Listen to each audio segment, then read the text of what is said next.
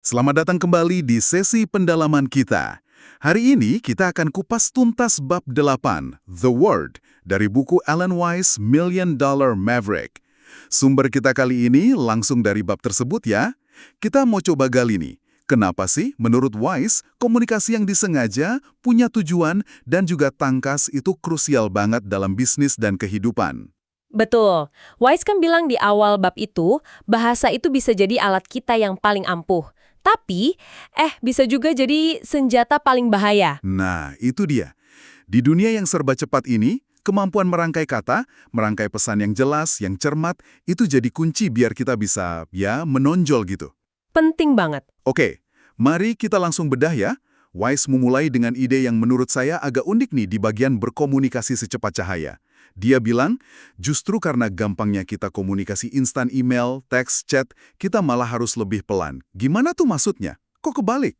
Iya, kedengarannya memang paradoks ya. Tapi ini poin penting banget.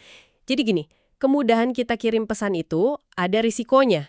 Sekali tombol kirim ditekan, wah itu kata-kata udah lepas landas. Nggak bisa ditarik lagi ya? Susah sekali. Weiss menganalogikannya kayak mencoba ngambil lagi surat yang udah keburu masuk kotak pos zaman dulu. Mustahil kan? Nah, konsekuensi dari komunikasi yang buru-buru, apalagi kalau lagi emosi atau menyangkut orang lain, itu bisa lumayan parah dampaknya. Bener juga sih. Dia pakai analogi bagus juga soal trial and error. Coba-coba salah itu oke lah buat main teka-teki silang.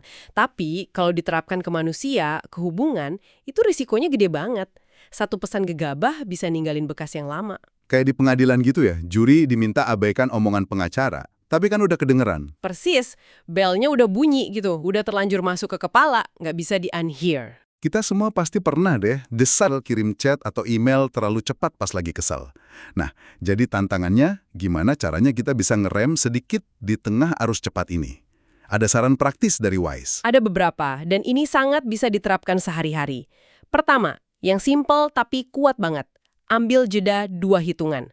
Cukup hitung dalam hati 1001, 1002 gitu. Setelah orang lain selesai ngomong. Setelah Anda rasa orang lain selesai bicara, baru deh Anda respons. Sering banget kan kita terlalu cepat nyamber, padahal mungkin dia cuma lagi ambil napas atau mikir kalimat berikutnya. Oh iya, sering kejadian itu. Kita pengen cepet-cepet nimpalin. Ada lagi? Ada. Kedua, jangan nimpa omongan orang pakai volume suara. Maksudnya, nggak usah teriak atau naikin suara. Itu nggak bikin argumen kita menang kok. Malah seringnya bikin orang lain jadi defensif. Volume bukan jawaban ya? Bukan. Ketiga, nah ini penting banget buat email atau teks, baca ulang. Kalau perlu, 2 kali sebelum klik kirim. Bukan cuma buat cek salah ketik loh ya. Tapi buat apa dong? Buat ngerasain nadanya. Ini tulisan kedengaran terlalu keras nggak ya? Atau sarkastik? Atau jangan-jangan emosional banget padahal nggak niat gitu.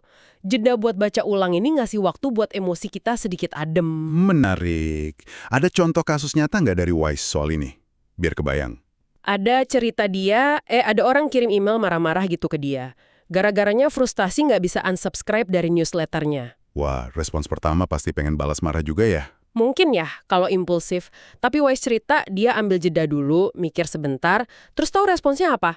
Dia biarin aja orang itu tetap di daftar langganannya. Udah gitu aja. Cuma gitu? Iya, tenang, terkendali. Mungkin malah bikin si pengirim email jadi mikir, kok responsnya gini ya? Ini nunjukin kekuatan menahan diri dari reaksi spontan yang mungkin disesali. Oke, ini nyambung ke poin berikutnya nih, soal keseimbangan antara kecepatan dan substansi. Weiss kan pernah bahas fastest with the mostest di bab lain.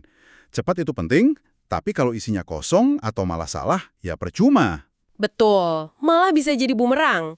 Dan menariknya, Weiss bilang komunikasi yang efektif itu seringkali malah singkat dan padat, bukan yang panjang lebar bertele-tele. Gimana tuh maksudnya? Singkat tapi efektif. Kualitas di atas kuantitas.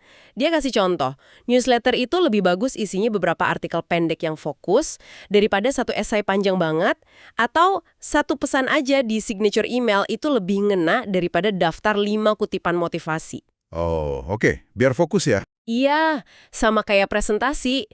Satu ide utama yang kuat itu lebih mungkin diingat audiens daripada kita coba dijejelin 4 atau 5 konsep sekaligus. Ini ada hubungannya sama keterbatasan memori kita juga. Coba aja Anda disuruh hafal nomor telepon 10 digit sekali denger, susah kan?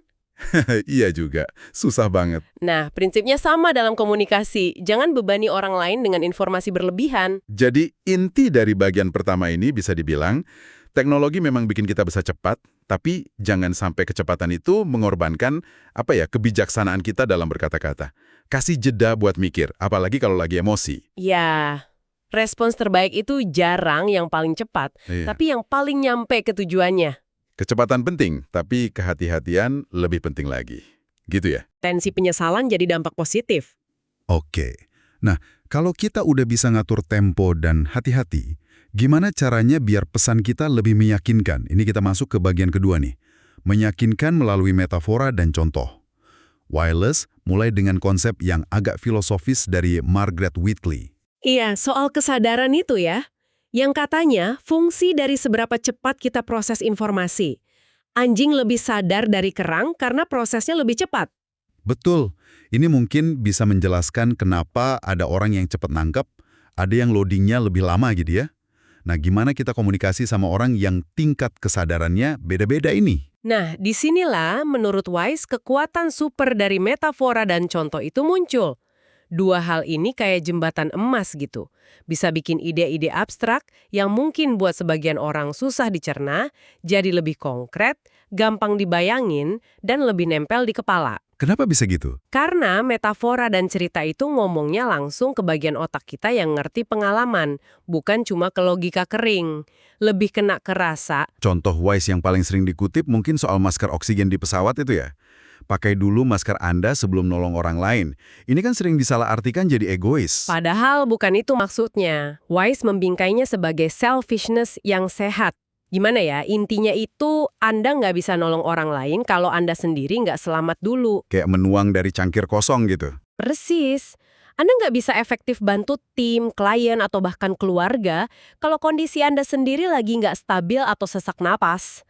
Makanya orang yang udah mapan biasanya bisa lebih dermawan, karena masker mereka udah terpasang, pondasinya kuat. Ini bukan soal numpuk buat diri sendiri, tapi soal memastikan kita punya kapasitas buat memberi dampak. Dalam banget ya maknanya. Ada contoh lain nggak gimana metafora bisa ngubah cara pandang di bisnis? Ada cerita bagus dari Wise soal CEO rumah sakit. Si CEO ini punya rencana strategi yang brilian banget katanya. Tapi ya cuma jadi pajangan aja, di binder tebel, di rak buku. Nggak jalan. Terus Wise ngapain? Dia nggak kritik isinya, tapi dia pakai metafora. Dia bilang, strategi itu organik, kayak makhluk hidup. Perlu dirawat, dikasih makan tiap hari, bukan spesimen mati yang dipajang di rak. Wah, kena banget itu pasti ya. Langsung klik katanya si CEO itu, mereka jadi ngelihat strategi bukan cuma dokumen, tapi proses hidup yang butuh perhatian terus-menerus. Cuma gara-gara satu metafora, perspektifnya berubah total. Keren ya. Gimana satu gambaran bisa sekuat itu? Wes juga bandingin dua gaya penyampaian ide nih. Ada yang gaya riset mendalam kayak, hey, Malcolm Gladwell atau Nassim Taleb. Satu lagi gaya anekdot dan contoh praktis, kayak gayanya dia sendiri, Marshall Goldsmith atau Seth Godin. Gimana pandangan dia soal ini? Dia nggak bilang salah satu lebih bagus ya, tapi dia berpendapat untuk konteks bisnis yang butuh cepat, pendekatan kedua yang pakai cerita, anekdot, contoh nyata, itu seringkali lebih cepat ngefeknya dan lebih persuasif. Kenapa gitu? Dia kasih contoh lucu waktu mau presentasi di depan eksekutif keuangan yang pada sibuk main gadget. Terus dia gimana? Daripada mulai dengan data penjualan yang rumit, dia langsung nembak. Bisa nggak fokus ke saya selama 59 menit ke depan? Itu bukan teori soal fokus, tapi contoh langsung cara ngambil perhatian. Dan berhasil, mereka langsung naruh gadgetnya. Berani juga ya. Jadi intinya, orang itu lebih gampang nyambung dan ingat sama cerita atau contoh yang relevan sama hidup mereka, dibanding data atau teori aja. Betul, kayak cerita Wise soal mitos lebah Bumblebee, atau soal dokter barunya yang pakai akal sehat, atau cara dia buka pidato nanya siapa yang pernah dipecah. Semua itu buat bikin koneksi emosional dulu, biar pesannya lebih masuk. Nah, ini pertanyaan buat Anda pendengar. Seberapa sering nih Anda sengaja pakai metafora atau contoh konkret biar komunikasi Anda lebih hidup dan lebih ngena? Ini skill yang bisa dilatih loh. Cari analogi yang pas, ceritain pengalaman yang relevan, itu bisa jadi pembeda antara pesan yang lewat gitu aja sama pesan yang bikin orang bergerak. Ngomong-ngomong soal bikin orang bergerak, ini nyambung ke konsep berikutnya yang juga, wah, powerful banget. Membingkai ulang atau reframing. Wise, mendefinisikannya gimana nih? Kayaknya ini teknik level lanjut ya. Bisa dibilang gitu. Jadi reframing itu, menurut Wise, seni mengubah bingkai atau konteks suatu masalah. Tujuannya, biar orang lain ngelihat masalah itu dari perspektif yang kita mau. Kayak lukisan Mona Lisa tadi ya, bingkainya diganti, rasanya bisa beda. Nah, persis kayak gitu. Faktanya mungkin sama, tapi cara kita membingkai fakta itu bisa mengubah cara orang melihat dan meresponsnya. Nggak ngubah inti masalah, tapi ngubah sudut pandang. Kedengerannya kuat banget ya. Contohnya gimana dia menerapkan ini? Dia cerita beberapa contoh bagus. Waktu remaja, dia ikut lomba nulis editorial anti narkoba. Dia menang. Tahu kenapa? Kenapa? Karena dia nggak nulis opini biasa. Dia membingkai ulang tulisannya seolah-olah itu suara petugas kebersihan yang tiap hari lihat langsung dampak narkoba di jalanan. Sudut pandang yang nggak kepikiran sama juri lain. Beda sendiri. Wah, cerdas banget itu. Kalau di bisnis? Ada contoh klasik nih.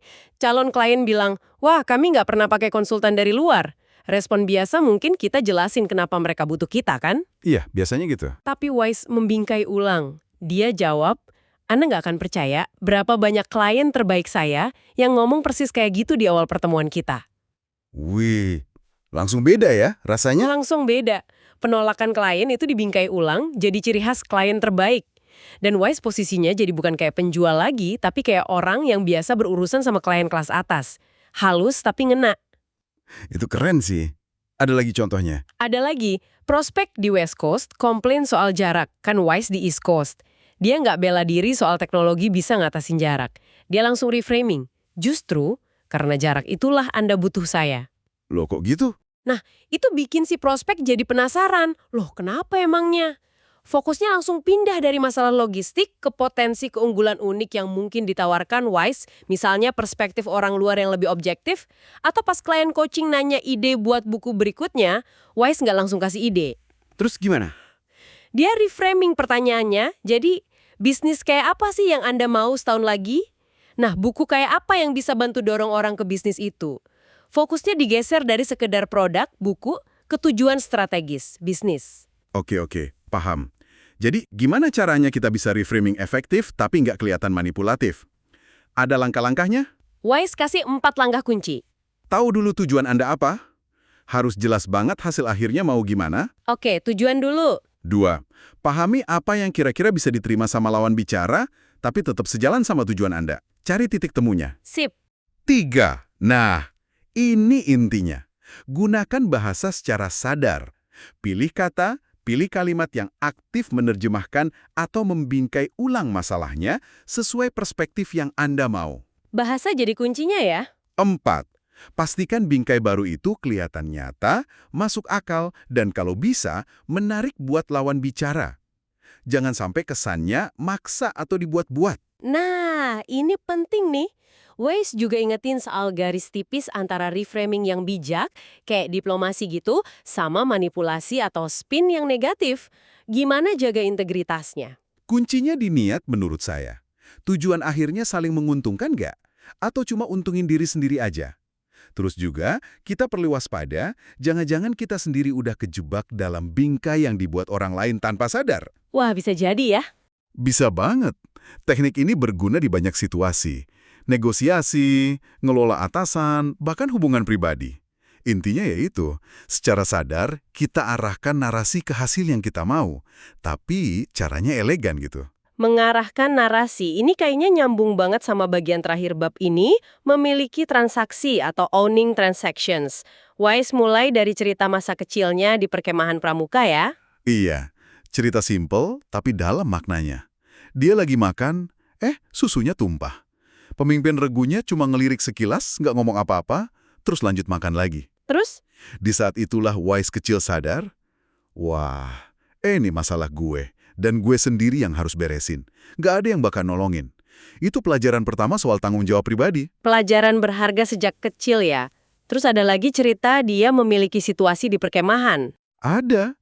Dia dapat tugas KP, cuci piring, yang dia nggak suka. Daripada pasrah aja, dia miliki situasinya. Dia bikin narasi sendiri, dia datengin seniornya, minta dibebasin dari KP. Alasannya, bohong sih, mau kencan sama cewek dari perkemahan sebelah. Hahaha, nekat juga ya. Berhasil? Berhasil. Dia ambil inisiatif, bentuk ceritanya sendiri, dan akhirnya dia kendalikan situasi sesuai maunya dia. Nah, gimana prinsip memiliki transaksi ini diterapkan di dunia profesional?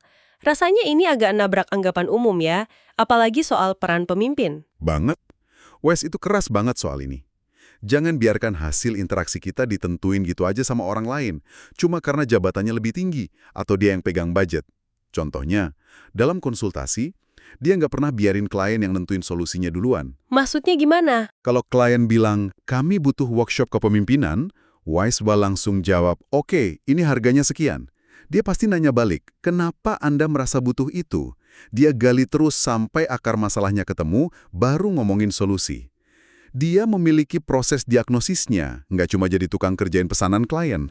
Wah, ini berarti nolak mitos kalau pemimpin itu dibayar untuk bertindak dong ya? Tepat.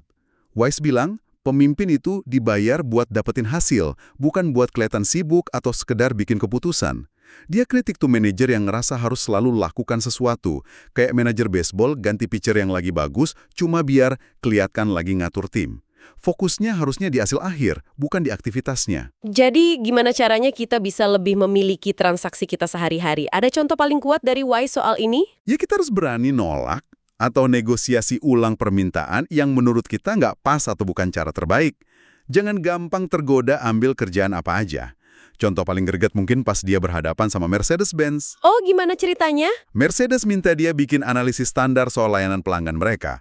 Wise nolak mentah-mentah. Dia ngotot mau pakai pendekatannya sendiri, cari praktik terbaik dari dealer-dealer terbaik mereka, bukan dari rata-rata. Wah, berani banget. Argumennya apa? Dia ngomong langsung kira-kira begini, saya nggak akan ngajarin Anda cara bikin mobil, jadi jangan ajarin saya cara konsultasi. Anda panggil saya karena Lexus ngalahin Anda soal layanan. Dia pegang teguh keahliannya dan dia yang tentuin aturan mainnya. Wow, itu butuh kepercayaan diri tinggi banget ya. Jadi intinya, jangan pasrah aja, ambil kendali interaksi kita, definisikan peran kita, dan fokus ke hasil yang mau dicapai. Jadi proaktif, bukan reaktif. Persis. Kata Wise, inilah cara kita ngendaliin dunia kita, bukannya kita yang dikendaliin sama dunia. Dengan memiliki setiap transaksi, sekecil apapun itu. Oke. Kalau gitu, mari kita coba tarik benang merahnya ya dari bab 8, The Word ini. Jadi, komunikasi menurut Wise itu bukan sekedar ngomong atau nulis biasa, tapi ini seni menggunakan kata-kata secara strategis, hati-hati, dan penuh tujuan. Benar sekali. Mulai dari pentingnya ngasih jeda yang bijaksana di era serba instan ini, terus pakai kekuatan cerita dan metafora biar ide lebih hidup dan meyakinkan. Terus juga soal menguasai seni reframing, mengubah cara pandang orang lain terhadap suatu isu. Iya. Sampai akhirnya punya keberanian buat benar-benar memiliki setiap interaksi dan transaksi kita. Ini semua cara biar kata-kata jadi alat pemberdaya buat kita, bukan malah jadi senjata makan tuan. Nah, untuk Anda pendengar kami yang luar biasa, yang selalu pengen belajar dan tumbuh, kami ada beberapa pertanyaan nih buat direnungkan. Gimana Anda bisa mulai menerapkan prinsip-prinsip komunikasi Wise ini? Di area mana yang paling menantang buat Anda? Apakah soal ngerem sedikit, pakai metafora, coba reframing, atau berani memiliki transaksi? Mungkin bisa tanya ke diri sendiri juga, seberapa sering sih saya sengaja pakai cerita atau analogi buat jelasin hal penting? Pernah nggak sengaja coba lihat masalah dari bingkai yang beda? Atau bantu orang lain lihat dari sudut pandang baru? Dan jujur deh, seberapa sering Anda merasa pegang kendali arah obrolan atau negosiasi penting, dibanding cuma ngikutin arus aja? Sebagai penutup nih, kami mau lempar satu pemikiran yang agak provokatif buat Anda renungkan lebih lanjut, yang muncul dari obrolan kita. Wise ini kan ngasih kita banyak senjata komunikasi yang canggih ya, teknik persuasi, reframing, cara memiliki transaksi. Tapi, Pertanyaannya adalah, gimana kita memastikan saat kita mengasah dan memakai semua teknik ini, kata-kata kita tetap nyambung sama nilai-nilai inti kita, sama keaslian diri kita? Nah, itu dia. Jangan sampai saking fokusnya jadi komunikator yang efektif dan persuasif, kita malah kehilangan suara otentik kita sendiri. Atau malah tanpa sadar, kepleset dari persuasi yang etis jadi manipulasi. Menemukan keseimbangan antara keampuhan teknik dan integritas pribadi, wah perjalanan tersendiri ya. Sesuatu yang layak direnungkan lebih dalam nih setelah sesi ini. Sekian dulu pembahasan mendalam kita kali ini tentang bab 8 dari Million Dollar Maverick. Semoga ada wawasan baru yang berharga ya. Sampai jumpa di sesi berikutnya.